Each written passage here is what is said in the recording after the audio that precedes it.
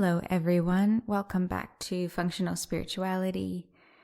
Today we're continuing this conversation that is meant to help us unpack the fearful elements that a lot of us are holding and are very uncomfortable as we continue to navigate the COVID pandemic 2 years on. And I have received a lot of feedback saying that these conversations, or the conversations from last week and even last year, have really helped to bring more ease, more neutrality, more humanity back into the relationships, which is exactly what I wanted. I was really hoping, I know for myself, conversation and a safe space for the subconscious mind to have like a neutral space just to unpack and unravel and to become more aware of the kind of fearful elements in our stories. Tara Brach speaks about bringing these fearful elements above the line. And so she's referring to bringing fearful elements of our narratives and our beliefs and our emotions into our conscious awareness. And as soon as we do that, we have the power to unpack them and to reconcile them, meaning that we can take out that really painful charge, the unnecessary painful charge that is accompanying our thought processes and behaviors, as each of us need to navigate a scary, challenging, and continuously changing and ambiguous time, depending on if you're navigating family, relationship, business, your career, your health. There's so much to navigate right now. And I guess I was a little bit worried that these conversations would fall on deaf ears, because I know so many people kind of put their hands up and say, I don't want to hear another thing about it. I don't want to think about it. And actually so many of you, last week it was one of my most listened to podcasts. It was like 300 people listened to it in the first couple of days, where in the first week, normally we have like 200 people listening to a podcast, and then, people catch up later. So yeah, you're interested in this conversation. I got a lot of feedback that it actually provided the exact transformation that I was hoping to provide, which was basically a transformation into less suffering, so more ease and joy, and also more presence and more power with your own freedom, your own capacity to think and behave in a way that feels aligned with the way you want to think and behave. Because, we might think, I've got control over my thoughts. I've got control over my behavior. I am the, master of my own destiny, which that sentiment is valid in a certain context. But in our, in the context that we're living in now, and in our deconditioning context, actually we need ways of actually skillfully bringing in that empowerment instead of just declaring it and hoping it's there. It is there on some level. There are those moments where you can just snap yourself out of unhealthy behaviors and thoughts. And in any moment, we can do that easier than trying to just change those patterns of behavior. But to really change the patterns, we want a more functional, and we want a little bit of a deeper approach, which is exactly what this conversation is meant to offer us. And now we're on to part 2. Having said all that, though, I actually have another announcement off the back of last week's podcast. I shared about my vaccination status, that currently I'm not double vaccinated, and how I fall under mandates to not be able to teach yoga classes. But actually over the weekend, I was doing more research, and I've been looking at these mandates and the websites and these directives for the past 2 years, and So I've got a pretty keen eye for the details of it and what they actually mean. And it came to my attention that actually yoga studios are one of the businesses. There are other ones as well that the employees are not mandated to be double vaccinated, but the customers are. And that's plain and simple. It's crystal clear. I've had my advisors check it. I've had one of my yoga studio friends call the hotline. Things are so confusing, and people try to conflate the directives with common sense to say if, customers are needing to show proof of vaccination, then so should the employees.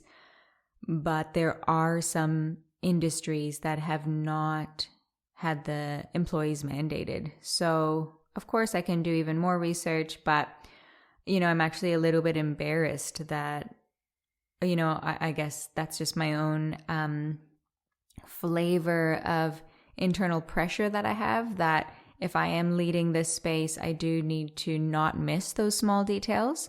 But at the same time, I 100% understand how I would miss those small details as well. And there are many times where I've followed the directives to the letter, and then they've realized that there is a common sense mistake, and they'll just go, change the wording on the website, and then the entire business needs to change its operations. But at this time, this time it's not related only to yoga studios. There are a couple of other places, like I've heard before, and I can see clearly that bottle shops, you need to be vaccinated to be a customer. You do not need to be vaccinated to be an employee. So there are some other places where this is applying. So it's a big cluster of confusion and mess, and there's it's a really difficult thing to navigate. People are really questioning the leadership and losing trust, even if they don't want to lose trust in the government and the leaders that are guiding our state.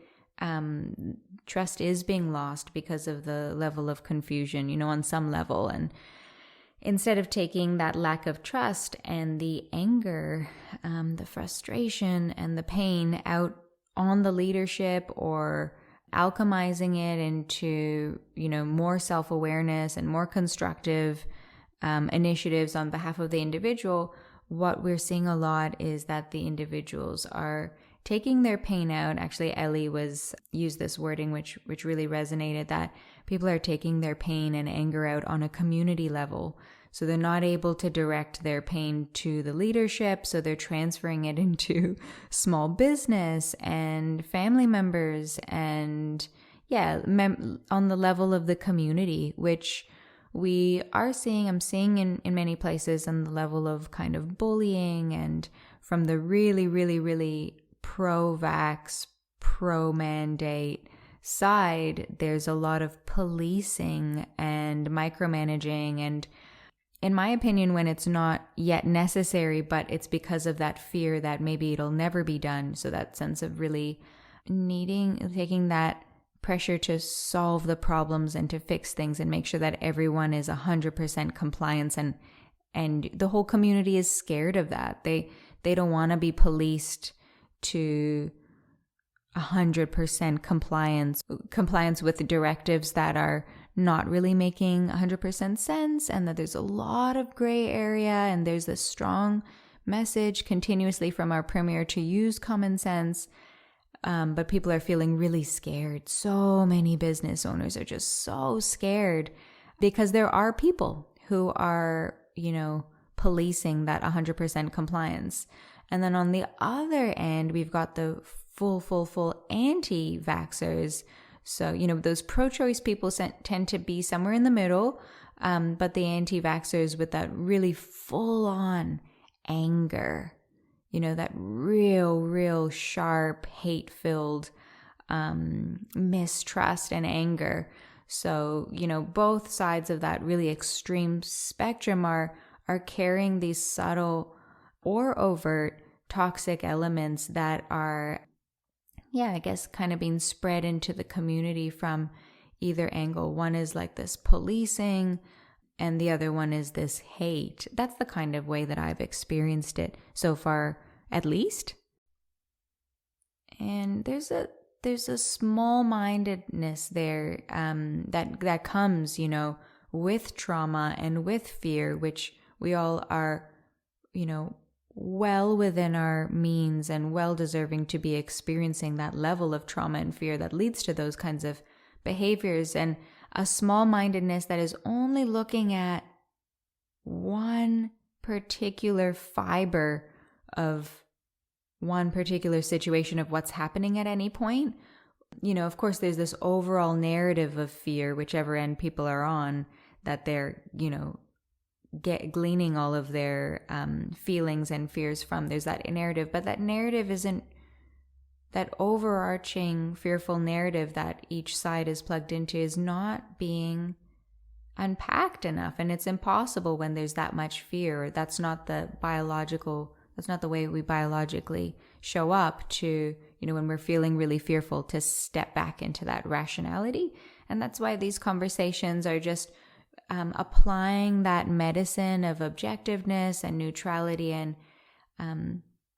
equanimity to our minds and our subconscious. And that's what the benefit of podcasts are. It's just purely an auditory method, and you're just taking in a kind of information that is meant to actually untie the previous information. So it kind of just works on us on a psychological level to make a little bit more space. So today I want to just highlight briefly something that I've spoken about in many other places, which is just an objective perspective about why we're in the position that we're in now. Why is our society experiencing so much dysfunction? Why do our leaders think and behave in a way that, and the people think and behave in a way that has toxic undertones and overtones that characterize the behavior? Why are we experiencing a downward spiral, meaning that things are getting a little bit dirtier on our planet, a little bit sadder, a little bit less sustainable, a little bit less functional, and a bit more disconnected, even as some things get cleaner and happier and more sustainable and more functional and more connected? That's happening too, but the overall energy seems to be getting a little bit worse, and we all feel the potential of a tipping point.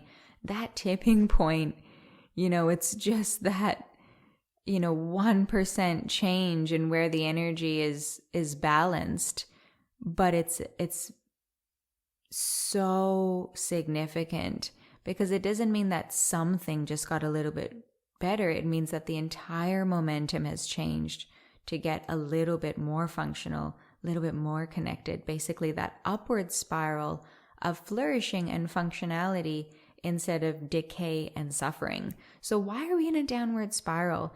And I think one of the things that makes me so comfortable and confident and neutral in my own journey right now is my philosophy about society and trauma that has been developing over the past 3 or 4 years of digging in more into the way our society is traumatized.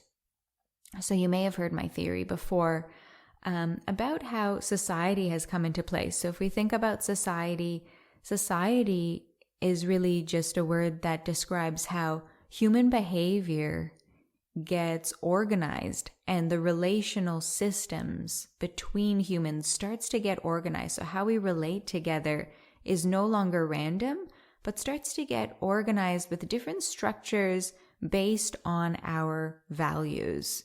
So initially, if we think about when society came into place, so when did we start to organize ourselves into roles and into hierarchies of power and functioning, so the way that we started to turn from just simple hunter and gatherers into, what we call civilization or more organized forms of that.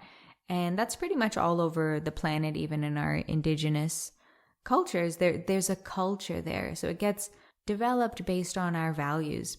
And when this first came into place, the values, according to my theory and many other people's theories as well, the values were surviving. The reason we started to organize was in order to survive better. And surviving doesn't just mean escaping immediate dangers and threats. Surviving also means getting ahead.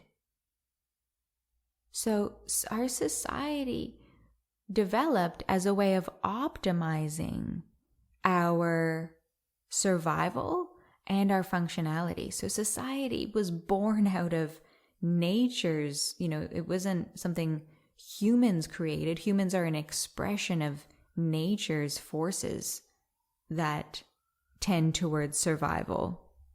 So this is it's a neutral thing. It's just nature. It's just what nature ended up doing through humans. But as a human, we can think of it, okay, this is inspiring. This is noble that society was created to help us survive and help us function better, and help us to be optimized and to progress. It wasn't out of greed. It wasn't out of dysfunction. It was out of this beautiful initiative of more functionality. And slowly, more and more structures came into place, and they offered more and more chances of survival, more and more harmony within the society, or within our cultures and within these groups of humans. But at some point, the way things were organized provided less advantage than they provided a disadvantage long-term to the communities. So there came a tipping point. Who knows? Was it just only 50 years ago? Was it 100 years ago? Was it 200 or 1,000 years ago where there was a tipping point that the structures of society actually created more dysfunction than function? And only now, we've been speaking about it for millennia, but only now do we really have the urgency and the opportunity and the communications to change that back into a positive spiral. But why would these structures and organizations of human behavior that were creating more functionality and more harmony suddenly turn negative? Actually, it's not the structures themselves, but the effect that it was producing inside of the human's nervous system. So what society is it's actually a set of cognitive overrides in many ways. So what that means is that it's a set of systems that are set in place that we have to abide with, that are external. They're informed, hopefully, by our internal values, but they are external impositions that say, don't eat that apple, or don't, binge on all of our stores of food because we have a system of rationing food, or don't just have sex with everybody because there's family systems to be respected. Don't just steal all these things. All of these kind of rules of governing ourselves are for the greater good, but they are an individual cognitive override. So it is an imposition on top of our natural biological instincts. So it's a cognitive override, and meaning like our cognitive intelligence, the things that we think about and rationalize about, are imposing rules on our instinctual behaviors, which I'm sure we all understand how that came to be. And actually, for adults, there's no problem in that because we can understand. The problem is that system of cognitive overriding, or basically the systems and structures of society that are very reasonable and well received in an adult biological structure, accidentally or out of this ignorance have also been transposed onto how we raise children. And what an adult biological system can cope with and can thrive with, and what a child, infant, adolescent even nervous system, basically a developing nervous system that is reliant and dependent on their caregiver. So it doesn't have its own autonomy yet. It doesn't have a psychological self completely developed yet. It doesn't have a physiological self fully developed yet. It actually needs very particular qualities, very particular behaviors and spaces held that are not only just very different, if not quite opposing to the societal spaces that we hold and the cognitive override that helps us run society for adults. They're very different to that, but also they're very, very vulnerable to spaces not being held in the kind of precision that they require, because so much survival for the developing human being, psychologically and physically. And there's such robust structures that need to be developed on both the physical and psychological level as we are, developing from infant into an adult. We're so vulnerable, and what we need is so opposite to what adults can cope with in order to manage society. We are experiencing right now the effect of millennia of developmental trauma.